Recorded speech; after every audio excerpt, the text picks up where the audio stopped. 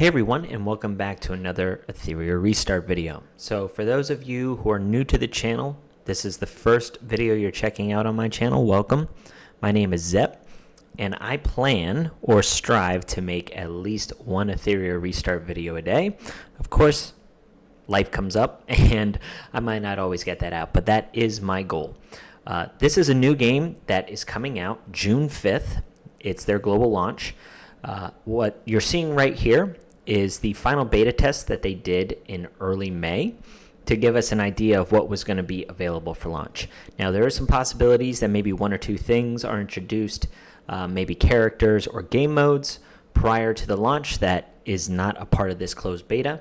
But this beginner's guide is supposed to help walk you through this game and everything you need to know so you can have the most efficient, fun start come global launch. So I appreciate you checking out the video, and let's just jump in. All right, so Etheria Restart is a turn-based strategy game, so it's similar to, Raid Shadow Legends, Epic 7, Summoner's War, Honkai Star Rail, all of those different games. If that's what you're into, I think you're going to love this game. I come from those types of games. I haven't played all of them, but of the ones I've played, this has been extremely fun. I have loved every minute of this closed beta, and at the recording of this, it's earlier than what you are seeing the video. But I'm sad that I can't be playing it, that I have to wait for global launch. So I think that should tell you that the game is a lot of fun.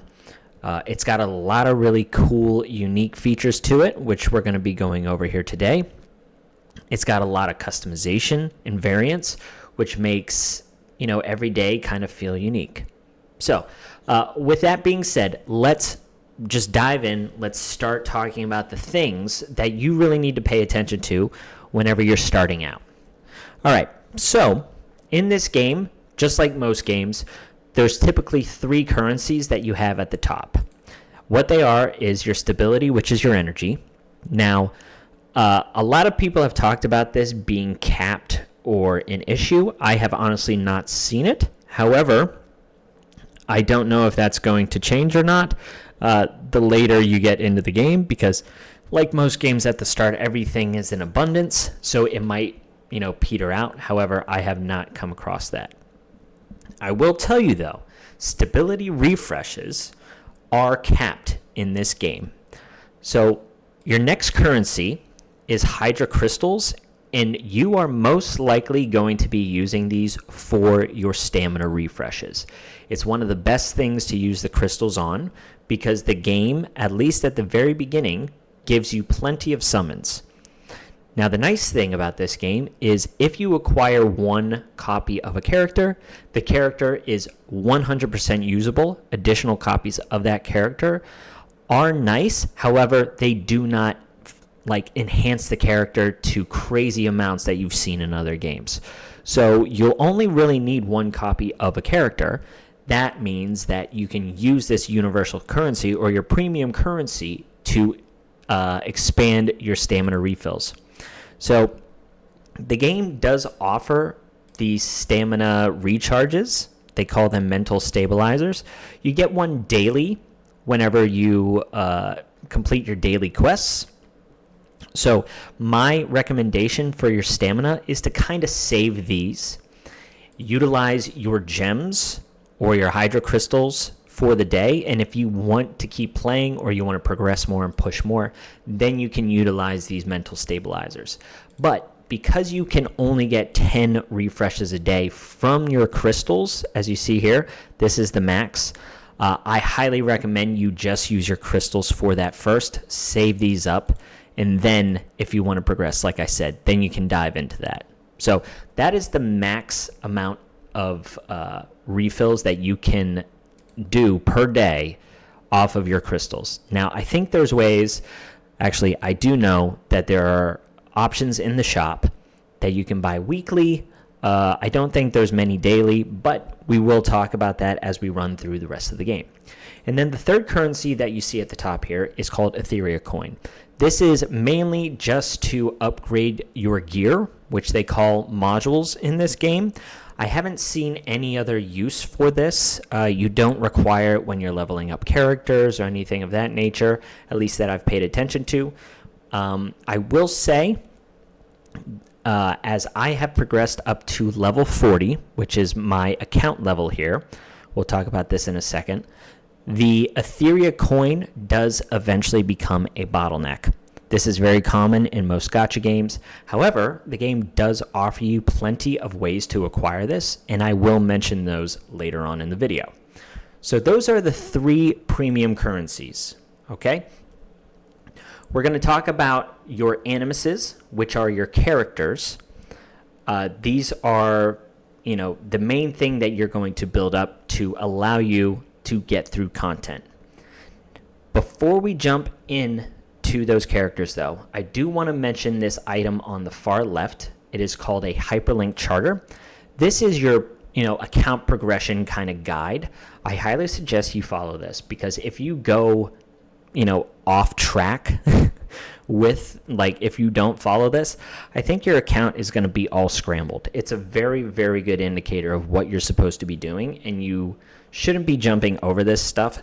It's going to be hard for you to do it anyway, but if you're trying to complete or farm a bunch of content that is really not in the next type of mission that you're supposed to be completing, I don't think it's really going to help your account at all. So yeah, it gives you really simple things that you should be looking out for, and then all of the things or items that they give you here are very, very solid. They're going to be needed for every single account, so you want to do this. The game's going to kind of force you to do it anyway, so I do want you to keep that in mind. Now, in the Events tab, yours is going to look a little different whenever the game starts, because with this being a closed beta, you don't have to worry about rebates or anything like that. This is purely for the beta. And then there's other items in here that have already left, like events. So this will look a little bit different to you, but these are like the weekly or bi-weekly events that the game runs. They're limited events, so you want to take advantage of them, whether it's like double experience, double items, double gear drops, things like that. You also have the ability to get additional resources with like little mini games by just completing content. So pay attention to that as well. Okay? Okay, so I think the next best thing for us to do in this beginner's guide is to talk about our characters. This game calls them animuses, but they are your characters. Now, there's going to be a lot of similarities to other gacha games, and we'll just talk through them real quick. So this game, there are those 3 typical elements. However, in this game, they categorize them by like clans or tribes or whatever. But it's the same gist as like Pokemon, right? Fire beats grass, grass beats water, and water beats fire. The game also has light and dark characters, where light and dark are both strong and weak against each other. So when it comes to team compositions and bosses, you want to pay attention to the element that they have to make sure that you're bringing in the strongest characters possible. Another thing that this game has, which again, very typical in gacha games, is rarities. So as you see on Leon here, she has an SSR rarity. That is a legendary character. Kraken is an SR. He is like an epic character that you would see in most games. And then they also have rare characters in this game, which are labeled with the R. Now, rare characters are useful in this game, for sure. However, as I mentioned previously, the game kind of throws a ton of summons at you. So you're going to be able to acquire a lot of SR characters in the beginning of the game, and a lot of these SR characters do what the rare characters do, plus more. So not to say that you shouldn't invest in rare characters, however, I think you're going to see that your SR characters and your SSR characters are easily obtainable, so you're going to be able to build them, or it's in your best interest to build them up. One caveat, though, is that the SSR characters cost more materials to level up than, say, an SR, and then the SRs cost more material to level up than, say, a rare. So you do have to keep that in mind, all right?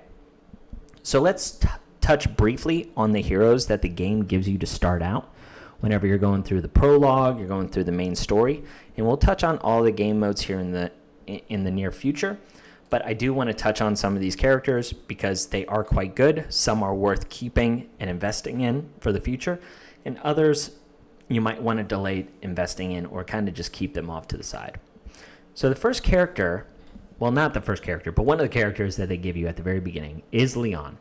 Now, Leon is an AoE damage dealer in the fire element. She's very, very strong. She's a good character. I think a lot of people feel like if a character is given to you for free that they're not very good. I promise you Leon is good. Also, something to mention is the fire element is kind of lacking other damage dealers, so Leon's going to be needed throughout the game against like green bosses. So she's going to be your main DPS for anything green boss content related. All right, so she is quite good. You should keep her. The other character that they give you is Gray. Gray is an epic character who is quite good. He does crit rate buffs to your team, which helps you with gear equipments early on. It helps you do a little bit more damage a little bit easier. So he is certainly worth building. The other character that they give you is Dorothy. Dorothy is your healer. She is a light SR, and I have to say she's not that good. On top of that, you do get a very strong healer after 7 days, where she will be easily replaced. So I would say that proceed with caution when investing materials into Dorothy. Then the last two characters that they give you is Kachi, which is a rare. Now, Kachi is actually quite good. This character has a lot of control and turn meter manipulation, which is very strong in this game. However, there are other SR and SSR heroes that do that job a lot better, and Kachi is also in a unfortunate element disadvantage on where she would be useful. So I would say that you really shouldn't invest much into Kachi. She will be replaced quite early. And then Sybil is the other one that you would get. Sybil is one of the worst characters in the game. Do not really invest any resources into Sybil. Okay, so those are the characters. Those are the ones that I think are worth investing and keeping, which is essentially Gray and Leon. They're going to be used in different areas of the game. Okay, so now let's talk about the battle system in this game, because depending on the turn-based strategy game that you're playing, sometimes the skill mechanics are a little bit different. In this game, it's going to be very similar to Epic 7 or Raid Shadow Legends, where you have 3 different skills, and your skill 1 will never have a cooldown. This is based off of cooldowns. Your second skill will have a cooldown, and your third skill will have a cooldown. Now, some characters, instead of having a skill 2, do have a passive ability. This is something that you can't actively choose. It's just something that is static. Now, this game does offer another interesting type of passive mechanic that you'll see on Leon's skill set here with the name Ninefold Flame.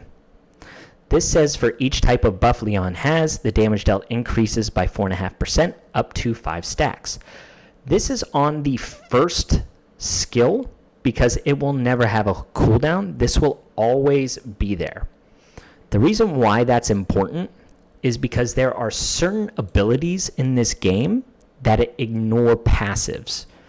Borgne, I don't know how to pronounce his name. On his skill, you can see here it says this attack ignores the target's passive skills. This is just pertaining to something that is labeled a passive. So even though Leon has a passive per se on her skill 1, it is technically not a passive. That's why that is important. Okay? So that's how the skill setup works in this game. On top of that, we have the traditional kind of stats, although these are a lot simpler than prior games, which is nice because whenever you throw in like 42 different types of stats, it gets obnoxious. So you have the typical HP, attack, defense, speed, crit rate, crit damage, effect accuracy, which is landing your debuffs, and effect resistance, which is resisting those debuffs. This is pretty straightforward. Anyone who has played any of these turn-based style gear grinder games knows what these stats are, but I did want to mention it. Okay, so now let's talk about the ways to actually increase your character's power level. This is also very typical in most games, but the characters have two main mechanics on their power level. The first one is their physical, numerical number, where you see on Leon here, she is level 50 of 50. So level 50 is the max that this character can get. On the right, you'll see stars as well. In order to get your character up to the max of level 50, the character also has to have 6 stars. Now, how do you do this? So let's take a character that is 3 stars. Let's go down here and we'll see Victor. So as you see here, Victor starts at a baseline 3-star. That's because he is an SR. If you go to a SSR, their base star level is 4 stars. So you have a little bit of a head start. But if we wanted to get Victor up to level 50, you see here, he can only go to level 35 right now. So in order to get him up to the next level jump, we have to upgrade Victor's level from 1 to 35. Now, this game has a currency for that. They're called records, right? They're called investigation records.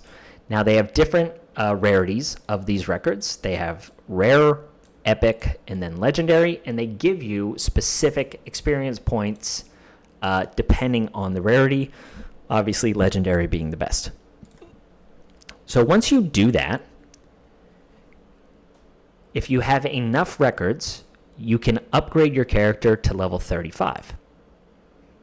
Once you've upgraded your character, the game then gives you an option to upgrade the character's star level. How you do this is from 3 to 4 star, it will require these 3-star purple shadow prints. If anyone has played Raid Shadow Legends, these would be considered chickens, right? If you have played Epic 7, these are your penguins, right? It's your food. This is how you level up. These are the things that you'll have to eventually save up for and really choose which kind of heroes that you want to level up. So from 3 to 4 star, that's where you would input these 3 purple items. Now, if you want to go from 4 to 5 star, let's see if I can get a 4-star hero here that is ready to level up their stars. Okay, so Chiaki. I then need 4 of these yellow shadow prints to get her from 4 to 5. Once a character is leveled up from level 3 to 4 stars, their cap level goes from 35 that we saw on Victor to 40 now on Chiaki, right? Once Chiaki is leveled up and she can go to 5-star, your new cap level is 45, and then 6-star is level 50. When it comes to your star upgrades, the highest level shadow print right now is the red shadow prints. So you need 5 of these. Now you'll also notice that if I don't have 5 of these red shadow prints, the game does give you the opportunity to craft these items. So even though I only have 1 of these, I have the necessary lower level shadow prints to go in and craft and get 4 more of these shadow prints. This will then allow me to level up this character, which is named Rilmoka, to 6 stars, and then I can level her up to level 50. These are very big stat boosts to your base stats, so this is very strong. I will say, though, however, you need to pay attention because at least I don't think it's the case. I guess we'll give it a little go here. I haven't really paid too much attention to that. But I don't believe your base speed, yes, is really ever affected. Your base speed is always your base speed. So there we go. Romoka has gone up from 5-star to 6-star, and now I can take her level from 1 to 50. So that is the first way for you to increase your character's base stats, is from level and from their stars. Okay, so we're going to go over also as well where you can get those items. So just stay tuned for that. We're gonna, we'll get to it. All right. So when it comes to the gear in this game, the game calls their gears modules. Modules are very, very interesting. What you'll notice on certain modules is they have different levels. This is also very typical. The game has fine gear, which is the lowest rarity, then rare, second lowest, then unique, then epic, then outstanding, and then eventually you'll have the option for mythic, and I think there's one above that, or mythic might be the highest. I think mythic is the highest. So those are the different levels. I will say, when you are a new player, fine level gear you should never take up to a higher level. We'll talk about that. We'll talk about upgrading. But I would never increase this level past 3. With your rare gear, I know I'm telling you something that you shouldn't do that I've done. That's because I've made the mistake. You do not want to level up your rare gear past level 6. Your epic gear or your unique gear, level 9 is fine. Level 12 in some instances are going to be okay. Same thing with your epics, level 12.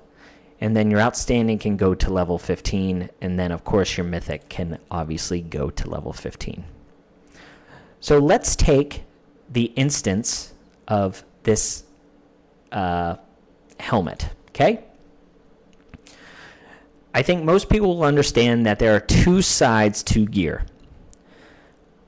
The left side is very typical of most gacha games, where your helmet has a base stat, or your mask has a base stat of attack, and then it has substats. When it comes to your chest piece, or what they call here is a transistor, your main stat is HP, and then it has substats. Your shield or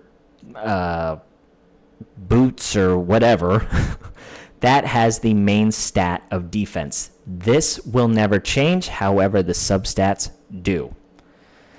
Now, something that is a bit different in this game than prior games is a lot of times the lower level gear will have less substats versus, rare, epic, outstanding, or mythic. But sometimes you can get pieces of mythic that only have 2 substats or 1 substat. Sometimes they can have 3 substats. This is something that I haven't really seen in other gacha games. I don't know if I like it, but it is the reality that we're in. So how do you level up your gear? This is your Etheria coin that I talked about early on.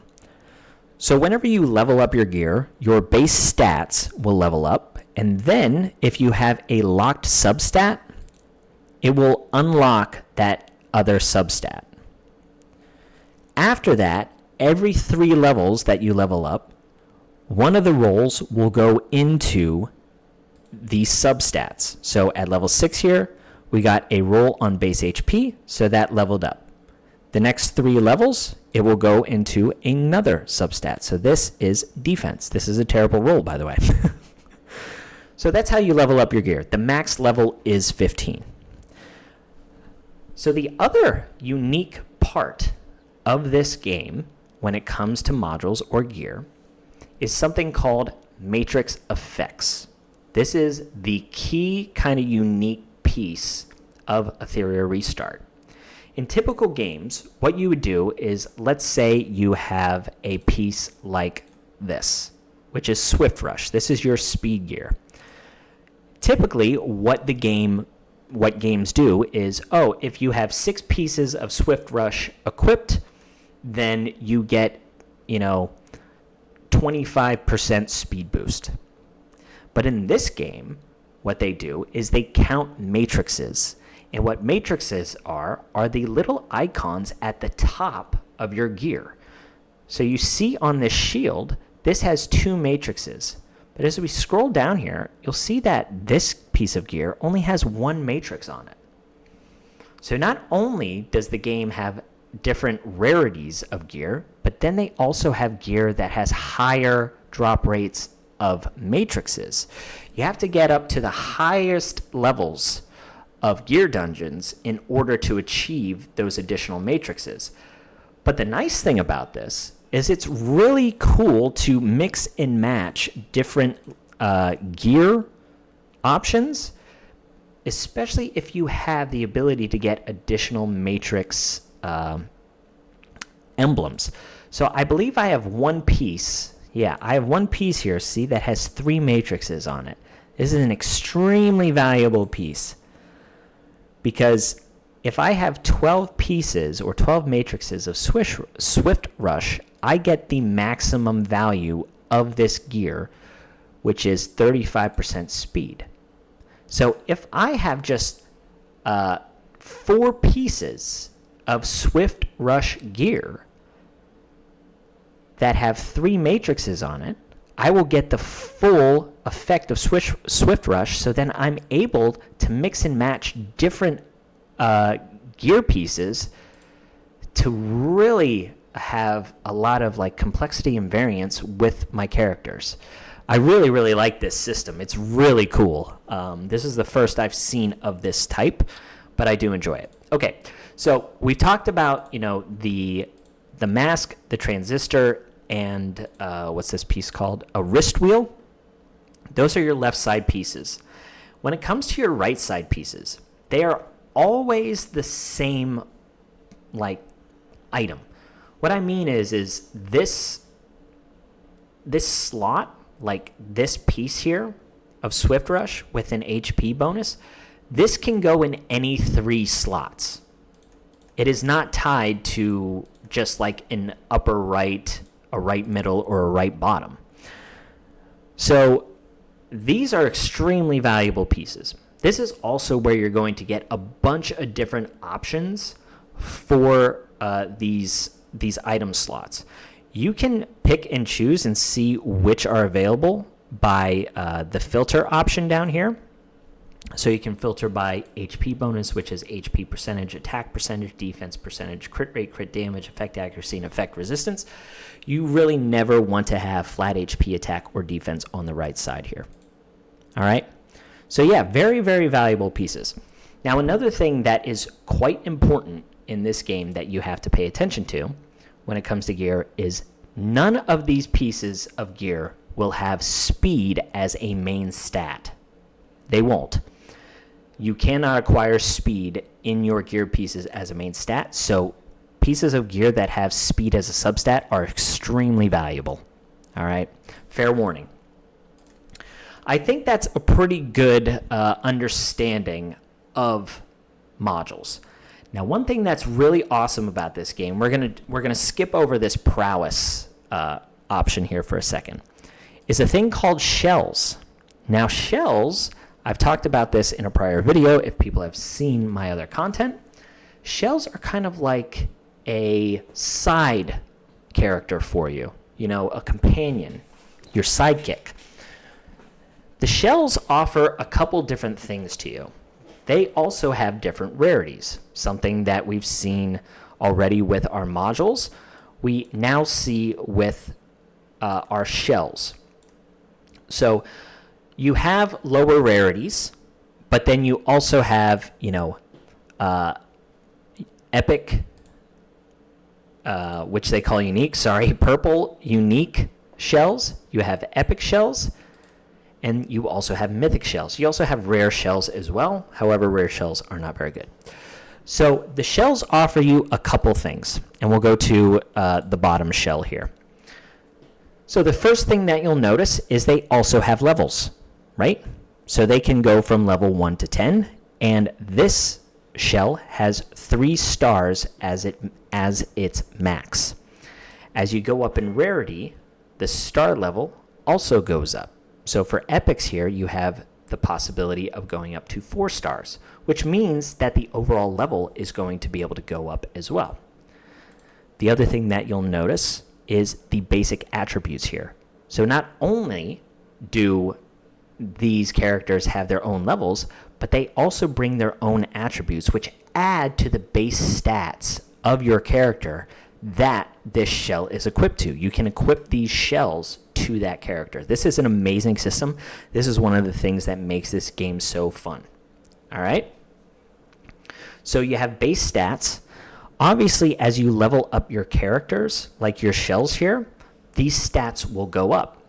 And I hope you paid attention here, but speed is one of the things that you can actually acquire. So speed is one of the items that your shells can give you.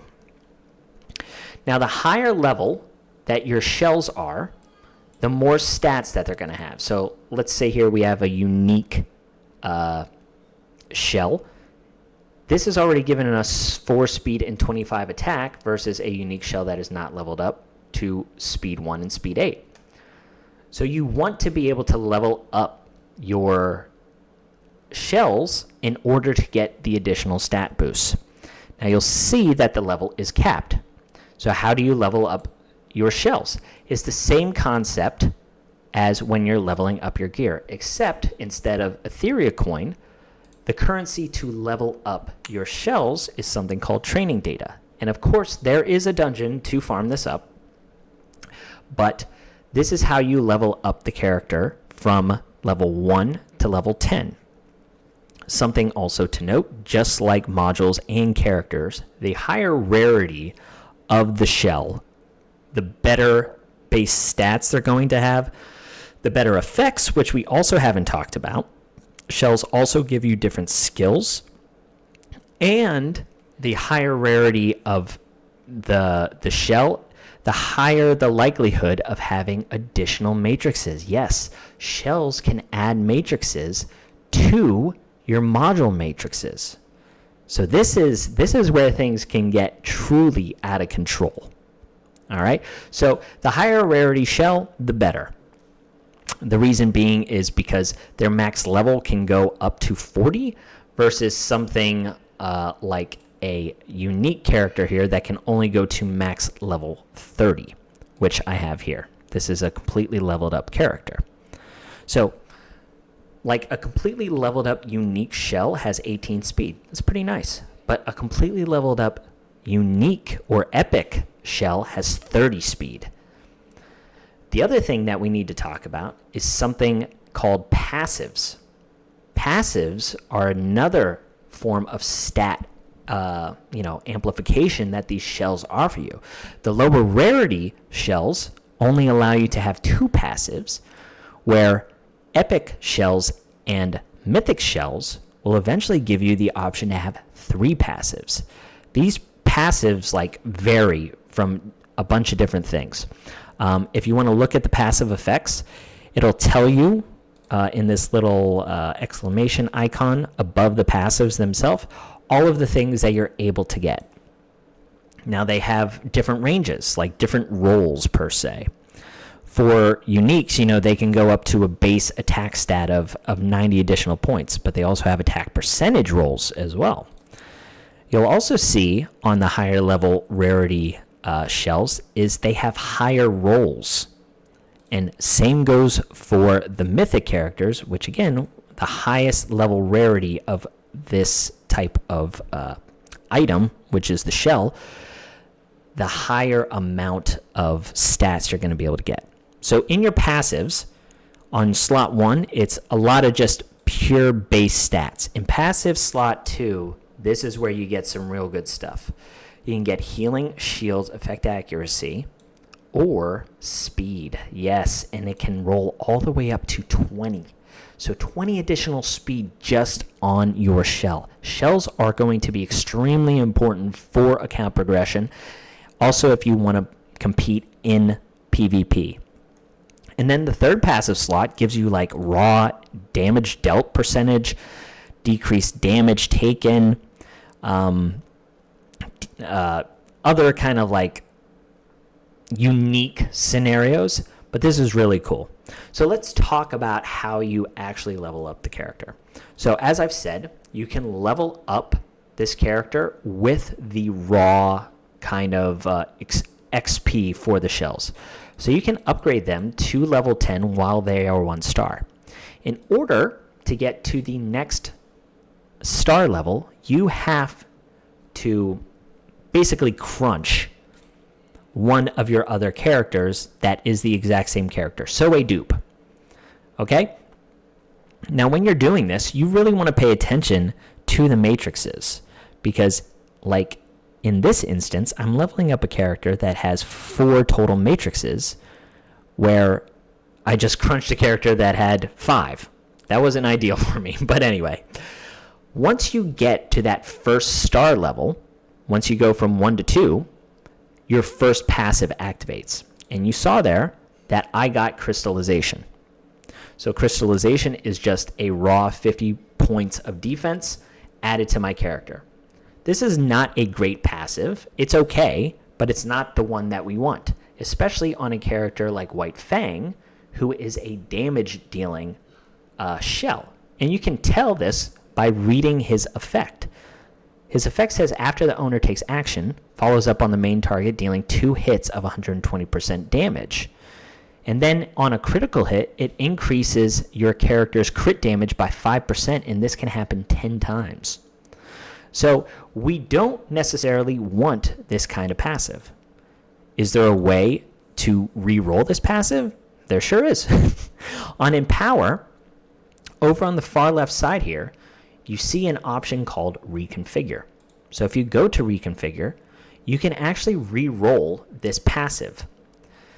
For mythic shells, mythic and epic shells, which are the yellow shells, this will cost you currency, an additional currency called Reconfigure chips. However, on unique shells in lower, you can actually reconfigure these free of those reconfigure chips. So I wouldn't say that unique shells are completely useless. There are a decent amount of unique shells that are pretty good that you'll want to keep at 30. You'll keep in your kind of inventory to mix and match between specific characters. But I will say that obviously the higher the level, the better. So yeah, you can re-roll your passives, all of them. Now, something that I didn't show you that I want to is the game also has an imprint option. This is extremely useful. So it says here, the selected shell's star level, and passives will be imprinted on the target shell. However, the new shell that you're imprinting on will have the matrices the same.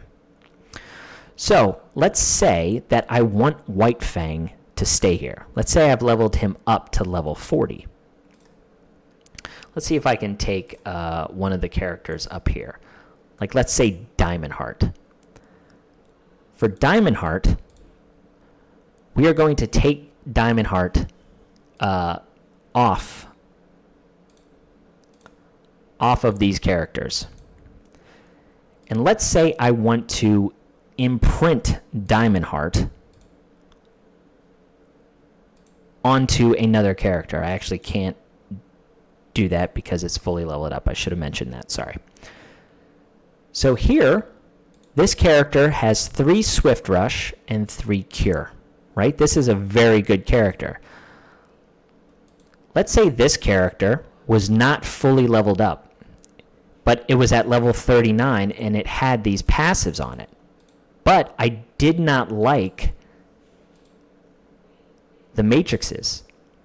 I can then keep this level, but imprint this new shell onto all of the other stats and passives that I have on this characters. This is a great system. I absolutely love this. This is free as well. So just do keep that in mind. All right.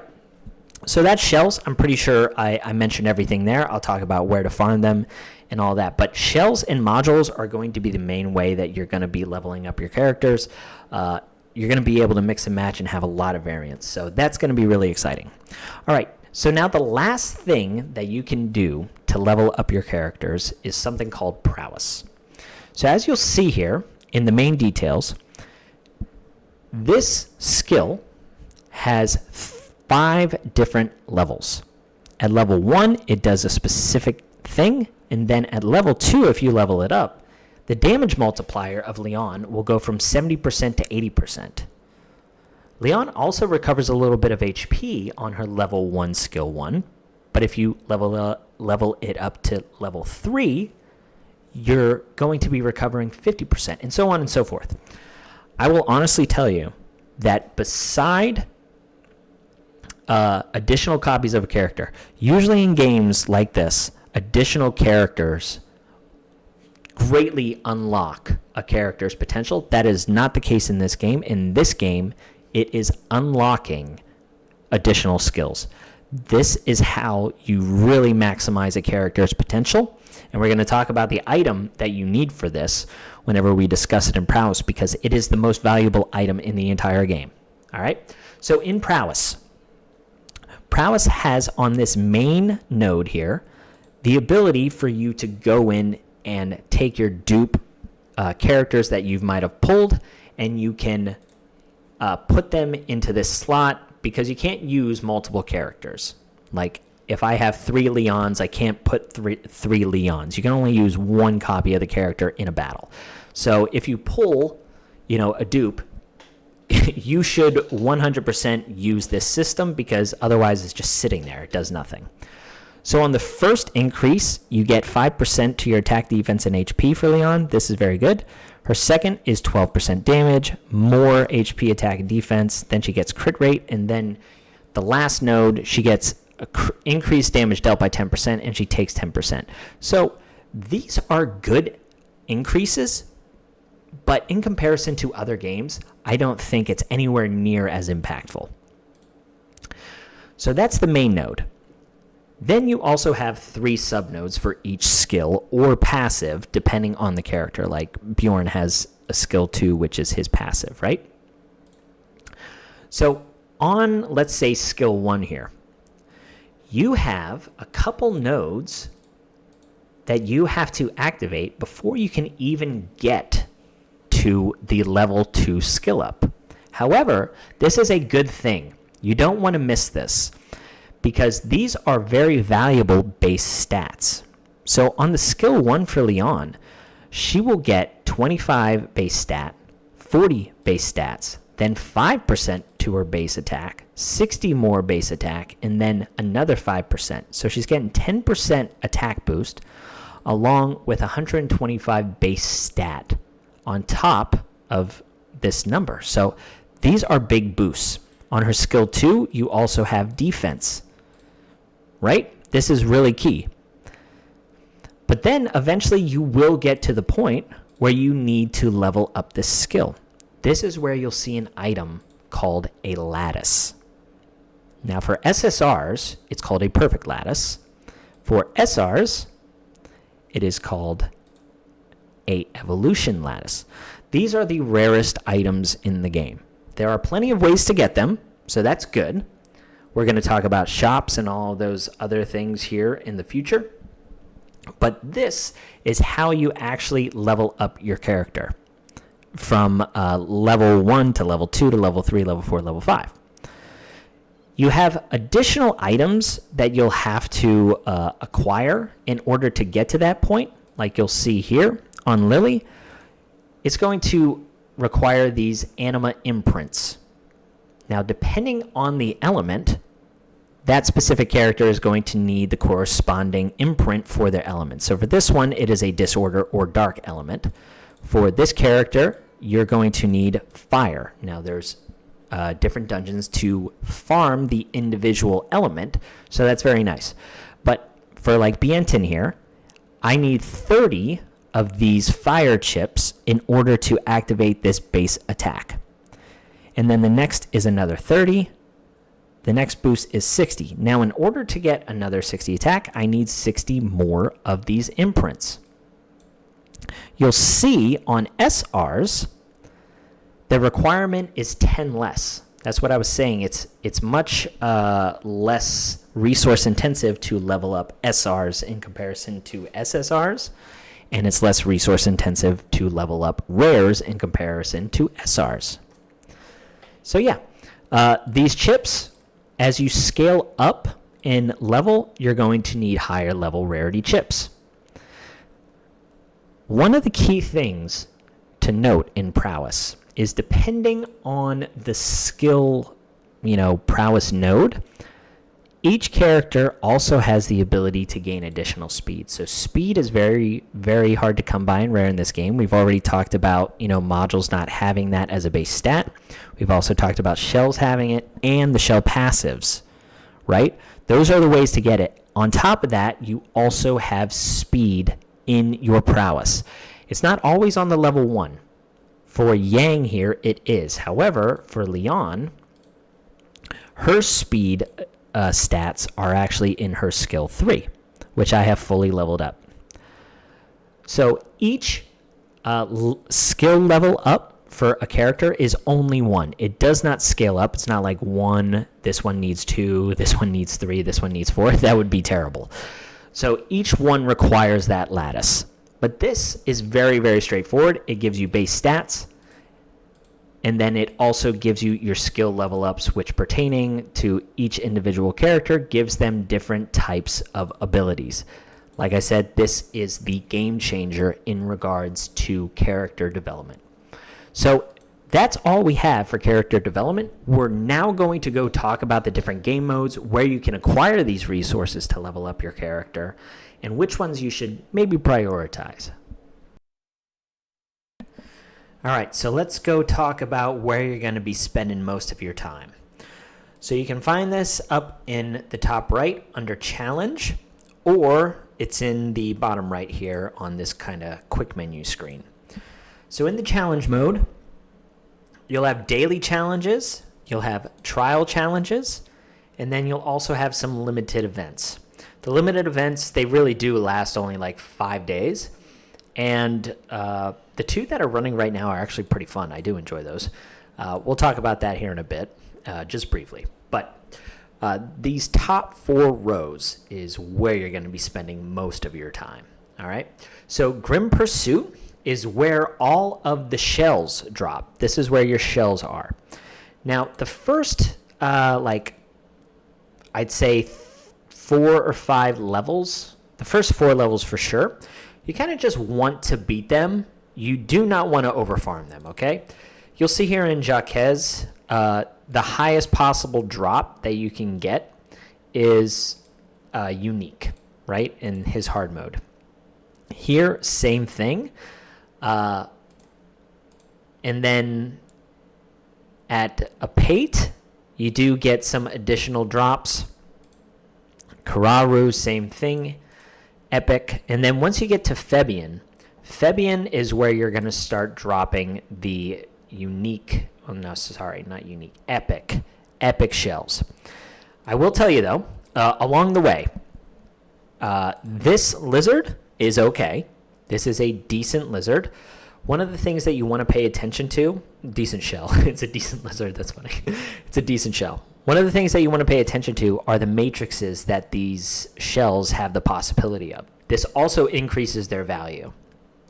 These rare shells, you will not keep these. You'll equip them for a second, but then anything unique and higher is what you're keeping. The rare stuff, do not keep. So this shell is okay. So if you do a couple, farms of Jacques, you might end up carrying that over and keeping it for a little bit. Another shell that is pretty good in the Shadowrunner is Unbridled Science. This is an okay shell for sure. It has the the speed set as a matrix, and it also increases the character's turn meter. this hero is not very good, or this shell is not very good. When it comes to a pate, there are a couple that are pretty good here. This panda is solid, and so is this white gale. Good shells, for sure. On Kararu, none of these are really that great, in my opinion. They might look good on paper, but I haven't been very impressed with them. This one has some minimal application, but still. Once you get to Fabian is where you're getting some really good shells. So this is where you will farm a bit. But the important thing to note is in these dungeons, you will drop shells, but you will also drop the training data or the XP to level them up. So as you're farming the shell, you're going to be able to actually get the XP for them as well. Now, if you don't want the shell, what you can do is you can go to your inventory and you can go to your shells and you can recycle them down here. If you recycle them, you're able to get back some of those materials. Okay, it's only 2,500, but it's still something. Now, if you recycle Epic, which is the yellow shells in up, you'll actually acquire those reconfigured chips. And this is how you reroll for passives. So you're going to be farming a lot of shells. That's going to be your main thing, but that's where you can get them. You can get the reconfigured shells by dismantling shells. You get shells just by beating the dungeon, and then you get training data by dismantling or completing the dungeon. Okay, that's where those shells are. The other thing that you need to know is your player level or your account level is what will dictate these things being available to you to unlock. So right now, Sharon is the latest level that I can unlock. However, she was only unlockable because I reached player level 40. The same will go for these other dungeons if I beat the highest level of Sharon here. All right? So your account level does matter. Now, how you build that up is by spending your stamina. If you see the bar up here, it says 900 experience needed. Every one amount of stamina you consume, it will go into your account experience, okay? So that is one way of doing it. And then the other way of acquiring a lot of account stamina is through your weekly and daily quests. They give you a lot of stamina. Account experience. So those are the ways to level up your account, is by burning stamina and then also by just doing your daily and weekly quests. It is another thing to know, which is why I tell you not to overfarm. Each challenge that you do is going to cost the same amount of stamina. Every run, at least in this normal game mode, is going to cost you 10. When it comes to the main quest, which is the story mode, this is, you'll unlock different chapters of this the higher your account level is. But different chapters of the story mode also require you to be a different account level. All right? So back to the challenges. Threshold is where you'll get them. Oh, sorry. One last thing. With shells, your team compositions in shell dungeons will always be 4 characters. So you'll have 4 characters in here to choose from for the shell dungeons. When it comes to the module dungeons, you actually have 5. So there's a lot more bosses when it comes to shells. However, with Threshold, you only have 3 bosses, but they are a lot more intense, I would say, a lot more things going on that you kind of have to pay attention to, which is why it'll give you the chance to get 5 characters in here. So you can have 5 characters, right? So there's 3 different types of dungeons. Each dungeon provides you with different types of gear drops. So Terramoton, Doki Doki, and then Aurora. Aurora, I think, is opened at level 30. So the first thing that you want to pay attention to in these gear dungeons is the element. So Terramaton is green, Doki Doki is blue, and then Aurora is red. So you want to prioritize red units in Terramaton, you want to prioritize green units in Doki Doki, and you want to prioritize blue units in Aurora. Now there's a whole bunch of different levels in these dungeons. They go from normal 1 all the way up to Inferno. So to unlock Inferno, you still have to be level 50 to unlock it, and you have to clear the prior stage. But you'll notice in these dungeons that not only does the level of gear, like it goes from rare to unique, not only does this scale the higher you go, but also at every 3 levels, or the highest level possible in that tier, like here you have normal 1 to 3. At normal 3, it then eliminates that prior base rarity, right? So you can't get rare gear anymore if you get to normal 3. So you want to try and beat normal 1 and normal 2, and then if you get stuck, you're going to farm normal 3. On another thing that you'll notice is the matrix icons have also gone up. Here you can get 2 matrices, but you also can get level 1 matrices with rare gear, so not good. Same thing, higher up you go, you're getting your legendary gear instead of your epic gear instead of your unique gear. Once you get to Nightmare, you're getting your outstanding gear. And then Nightmare 2, you still have the chance to get your epic gear. And then once you get to Hell, so Hell is where you're going to be able to get your mythic gear for the first time. Hell 3 is mythic and then still outstanding gear. And then once you get to Inferno, Inferno is very unique in regards to all 3 dungeons, because Inferno offers you a brand new gear set that you actually can't get on any other dungeons, which is unique to that specific place. So for Terramaton, you can see it has like this, well, I guess they have 2. It has these unique kind of, animations in the back, and it's very strong. You know, like Fury Edge, if you have 6 available matrices, it gives you 12% crit rate and 20% crit damage. That's nuts. Ether Plague gives you 25% HP and 20% effect accuracy. So this is something really to strive for. Hell, that's whenever you're going to get those like kind of guaranteed 3 matrix drops. So the higher you progress, the better the gear is going to be. Doki Doki, this is where you can get your speed gear, right? So this is one of Swift Rush. This is going to be one of your most farmed pieces.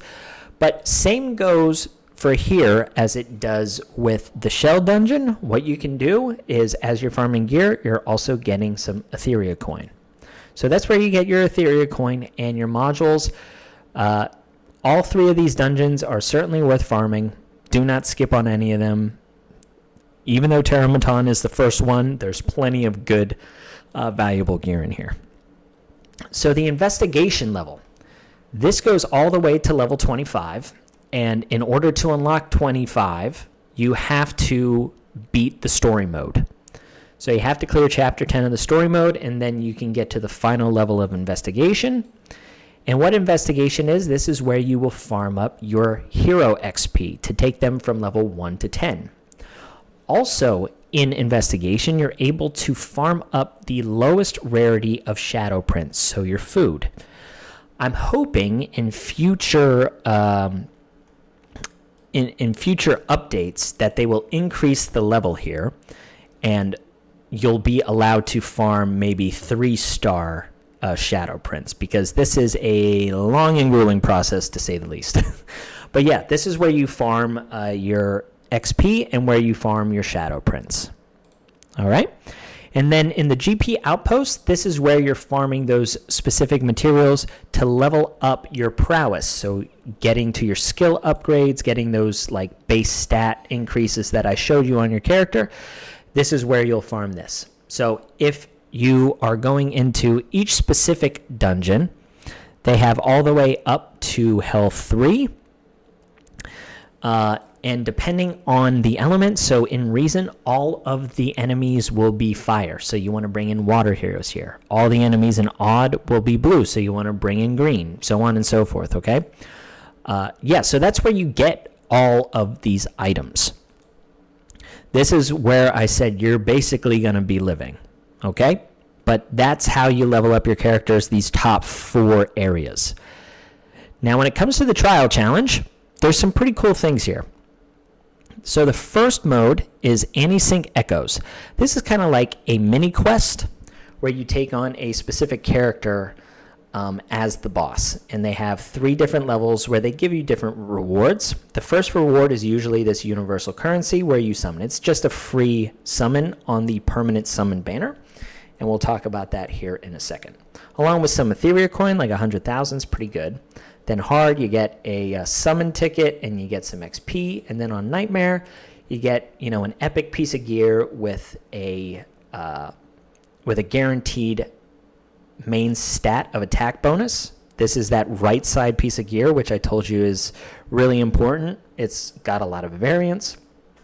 So, yeah, so that's pretty nice. And then this is kind of just like a avatar that you can put on your player profile. This is not a copy of the character, by the way.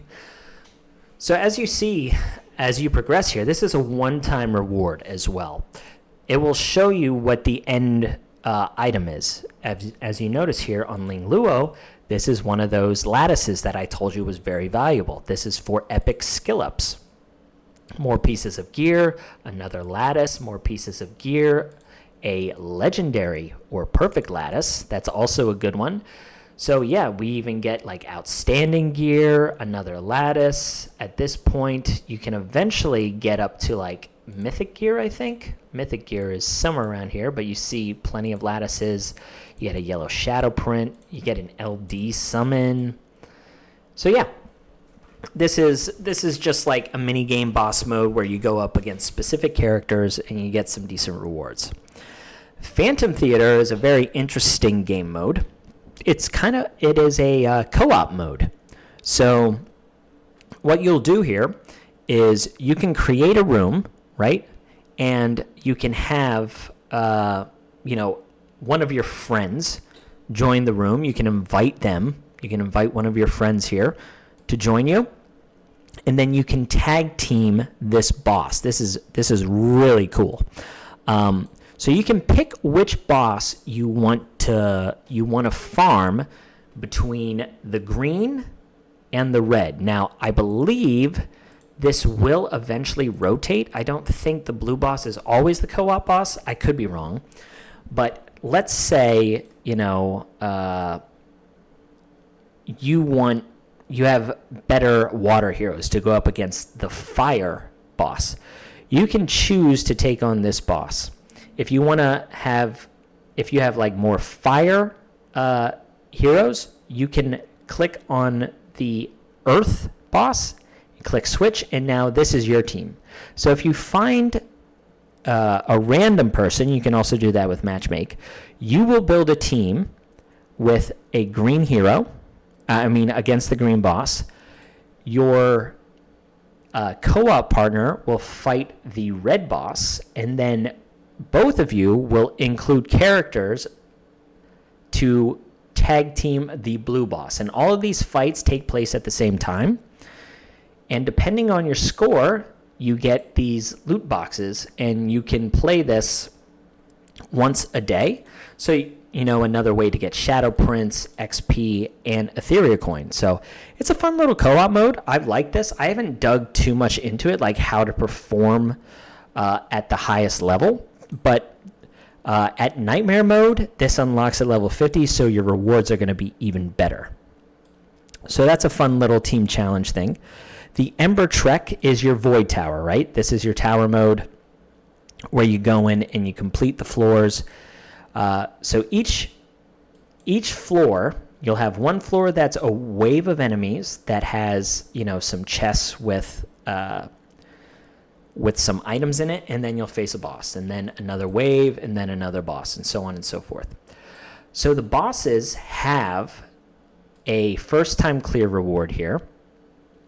For this boss, it's 300 Hydro Crystals, and this currency. We'll talk about this in a second.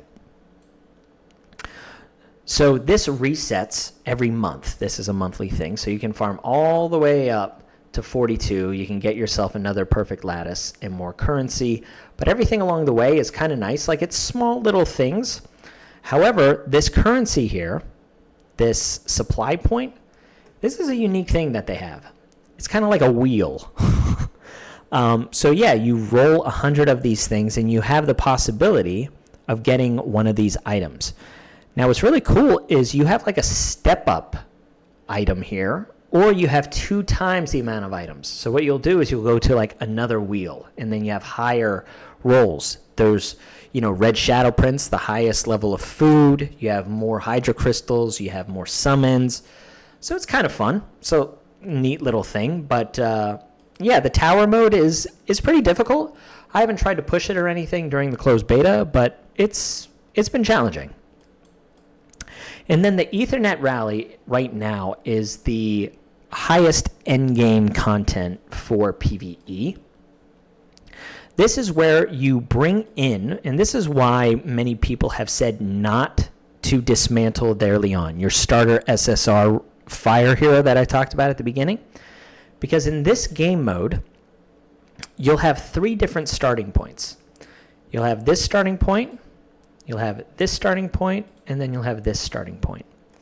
And what you'll notice here is in the little lower right-hand corner, it shows the characters that you can actually bring. So in this area, you can only bring water and dark heroes. In this area, you can bring fire, light, and dark heroes. And then in this area, you can only bring green heroes and light heroes. Now, the nice thing about light and dark heroes is if there's overlap here, like with your dark and dark here, you can use the same exact characters. So I can use Heinrich here or Lily here if I wanted to. And then I can also use Heinrich and Lily here. I don't need, like, if I use them in one area, it doesn't mean that they can't be used in this area. So this is kind of like the endgame PvE content. You go in, you face different enemies, different waves. You'll eventually fight bosses where you can get some rewards, and they're quite good. You have reconfigured chips, stamina. You still have more summons. You'll eventually get to the end boss, and there's 3 levels of this. So this is only level 1. But yeah, this is pretty fun endgame content for PvE. And this unlocks at level 40. Now, when it comes to limited events, like I said, these rotate. The first 2 that they had on week 1, I didn't find very enjoyable. However, these have been enjoyable. Cyber Shadows is pretty fun. You just go in and you select 3. You have the choice of 3 different bosses, and you can go in and fight any of them. Now, you see that they have some of these icons located here.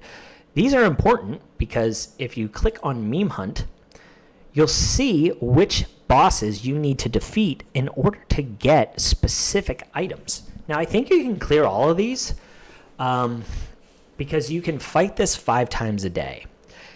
So that means you'll get 25 cards by the time that this event ends. Now here, there are, 5, 10, 15, 19... 24, 27. Okay, so maybe not all of them. Actually, no, there might be some overlap. Yeah, there's some overlap. So you might be able to get all of them yourself, but there's also something called a meme wish, where the more friends you have, if you have the specific meme or character or boss that you just fought, and you have duplicates or something like that, you already acquired it, you can then gift this to your friend, and they are getting closer to achieving all of the characters that they need. So Meme Hunt's pretty fun. And it's not like super challenging either. Now, Infinity Train is a little more difficult. However, the rewards are better, and you're kind of capped. This is a wave system. So if you see here, your end result is like a supply pack to get the highest ranking of those imprints for your prowesses. and you're limited to use just water, dark, and light attribute heroes. But you can get all the way up to level 24. That's the highest level, and if you do achieve that, you get the SSS ranking, where you get that these items. So yeah, it's just like fun little things. I really enjoyed the challenges that the game presents to you. So this is, like I said, where you're going to hang out most of the time. You're going to complete the main quest that one time, and then you're going to hang in challenges. But while you're following the Hyperlink Charter, this is going to be your key, remember? All right, so let's talk about a couple other things, some auxiliary things that you need to know about.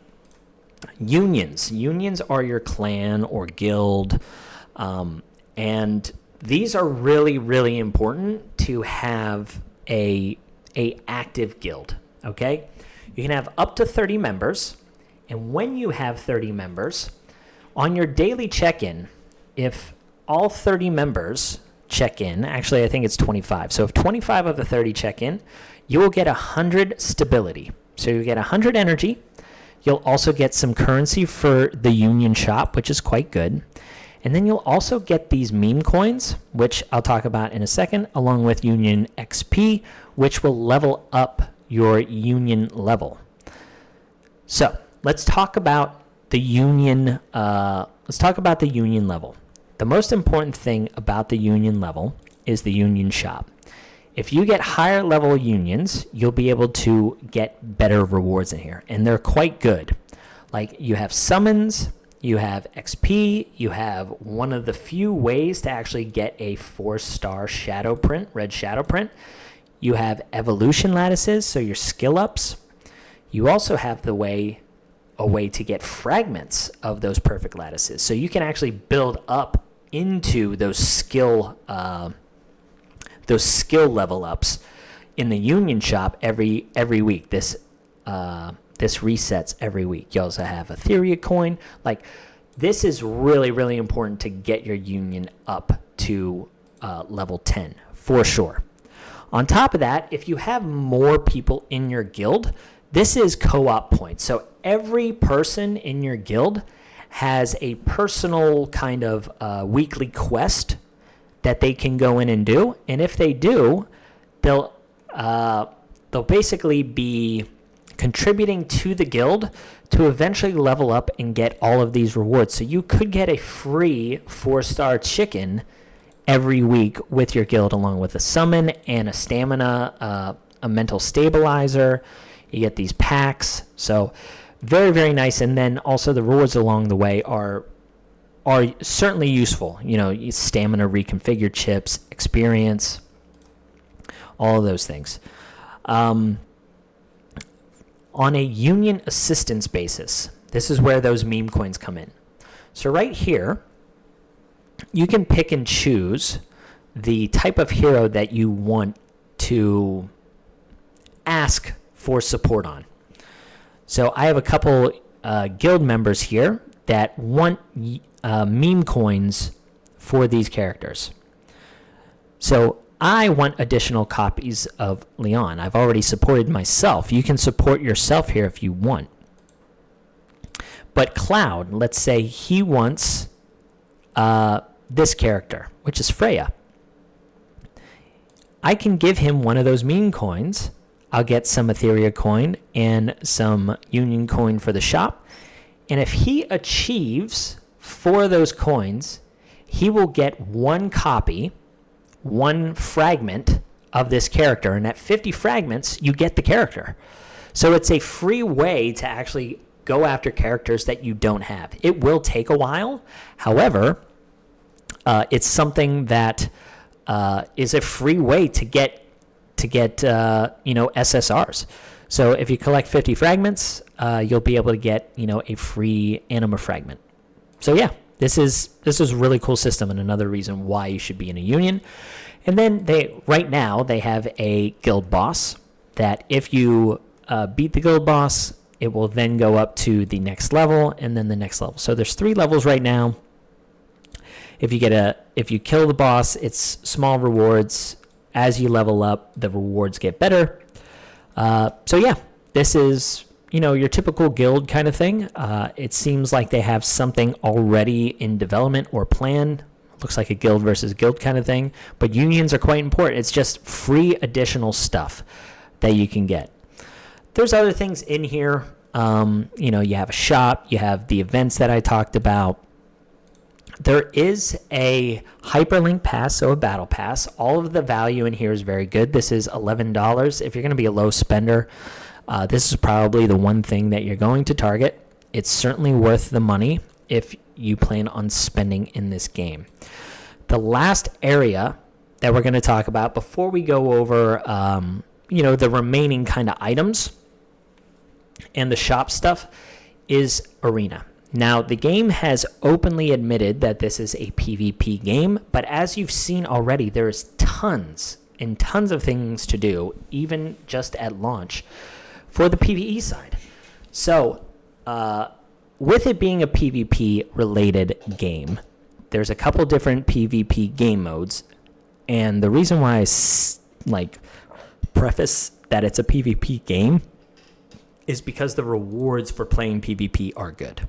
Okay, your rank up rewards, you get another possibility at those lattices for the skill ups. You have a 4-star chicken. You get this currency, which is quite good. Your seasonal and weekly rewards for Hydra crystals are good. And then your end of season rewards for another lattice, LD summons, all of those things, it's quite good. So if you don't like PvP, that is a bummer probably for you. However, I will say the nice thing is they have these weekly challenges where you can get plenty of currency and you only have to challenge it. You don't have to win. So that's really key. And then the shop that is available to you is actually quite good. They also have Real-Time Arena on launch, which has its own currency, its own rewards. Again, kind of important to do, but the nice thing is every week you just have to participate for the currency to get your shop stuff, and it's good. Fearless Arena, this is only open on Saturday and Sunday, and it's like an 8v8 tournament. This is kind of neat. So that is kind of all of the game modes that you have available to you. We'll talk about the exchange shops. We already kind of looked at the union shop, but we'll talk about the summon shop. So every time you summon, you get 1.5 or 1.05 of this anima crystal currency. So every time you summon, you can build this up, and this will reset every week. And there's some very good items in here. You get the 4-star chickens. You have the option to buy a bunch of the 5-star chickens, and then the 4-star chickens here. Same thing with the other shadow prints. You have more summons. You have lattices to skill up characters. You even have additional copies of Leon available to you here. So this is a nice little feature as you summon more. Now the arena has 2 shops, right? This is the standard against the computer arena. And as I said, there are good things in here. Okay, you have your perfect lattices and you have your evolution lattices, but the most important thing in here for people to understand is the shell XP and the Etheria coin. As I have mentioned, this stuff will be bottlenecked. So if you just go in and you farm a little bit of arena, I would save up these coins and probably just spend it on Etheria coin and training data early on, because it's really going to help you progress in the game. The lattices will come later, I think. If you want to save up for them, I'm not going to knock that. It's okay.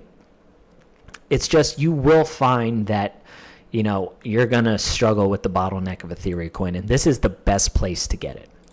Now, Summit Arena, which is Real-Time Arena, they also have the training data and the Etheria coin in here. However, I do not think that it is worth the currency. I think the stuff that you should be buying in here are these Apex prototypes. This is one of the few ways that you can actually acquire light and dark characters through their own banners. You also have the ability to get regular summons as well, and we'll talk about the summon banners. But Yeah, the Summon Arena is important. The Anima Shop. This is where you can get additional copies of characters. One thing to note is if you get 5,000 of this currency, which is usually given in special events, limited time events, if you have 5,000 of this currency and you don't have this character yet, you don't get the character. So it's only an additional copy if you have the character already, so just keep that in mind. And then you have the ability to get additional copies of the SRs. I would not advise doing this. I tested this out here to see if you would get the character, and you don't. That's how I know it. But you'll pull plenty of SR characters where you will not need to do this. I would just save it up for the SRs for sure. Okay, and then the module shop. This currency is dropped at higher levels of the module dungeons, and you can go in here and you can actually buy, pieces of these items. It does seem like it is random, so everything here, other than the actual gear set, everything's going to be random. So this piece, is okay. The fact that it has 3 of this matrix is pretty good. I don't know if that's consistent. Maybe it is, but yeah, you get this later on. That's actually a pretty good piece. This unlocks at level 40 as well, by the way. Yeah, so those are all of the shops. I think I've gone over almost everything that I wanted to. The last thing that we'll touch on is the summon banners. So at launch, Freya is going to be the limited banner. It will end after 2 weeks. I think this character is very good. She is one of the best characters in the entire game. I suggest pulling on this banner. I've had other people comment and suggest other,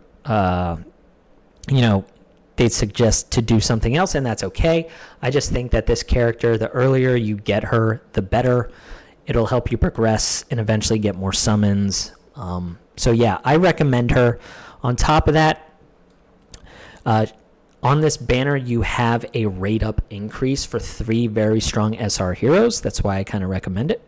But on these banners, what you do is you use your typical anima prototypes. These are your typical summon tickets. All right. You can either use these or your gems. I've already said I think you should just use your gems for stamina early on because the game gives you so many of these summons. So yeah.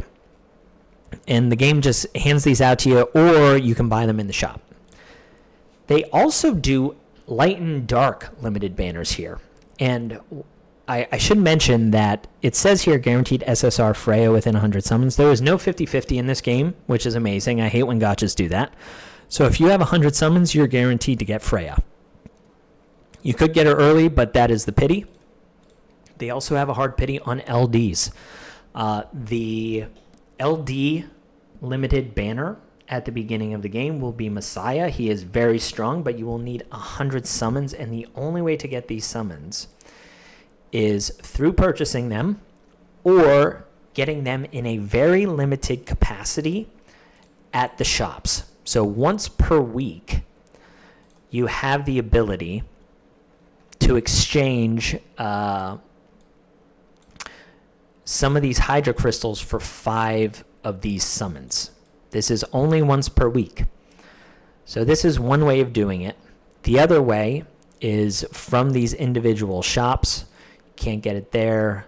You can't get it in the summon shop. The arena shop in Summon Arena, you can. You can get 5 more here.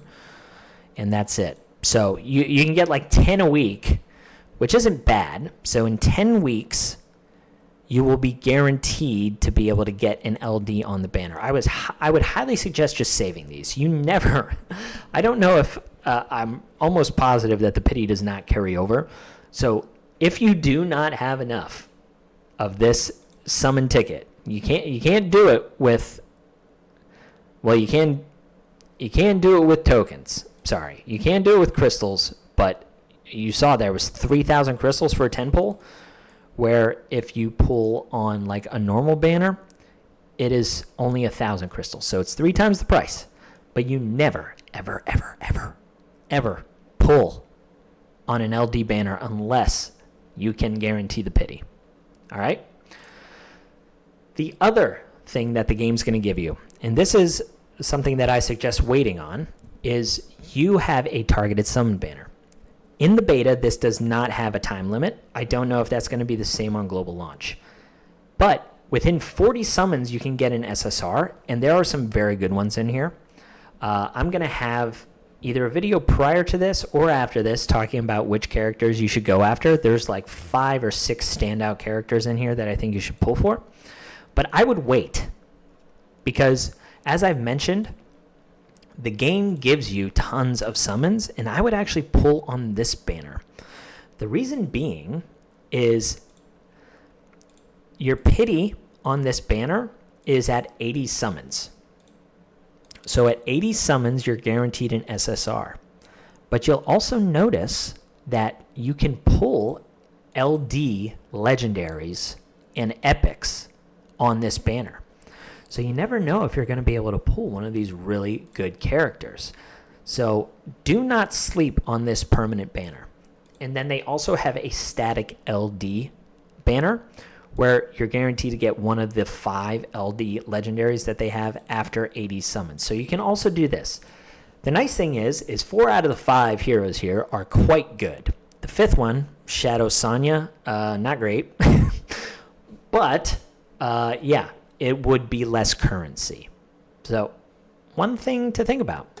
But yeah, guys, I'm sure there's things that I've missed, but this is already an extremely long video. I wanted to go into detail. That's what I do on this channel. If you guys like this type of content, I would love to just have you stick around, watch more of my videos, comment on them, let me know what I could do better, all of those things. But I really appreciate you checking this one out. And yeah, I'll catch you on the next one. See ya.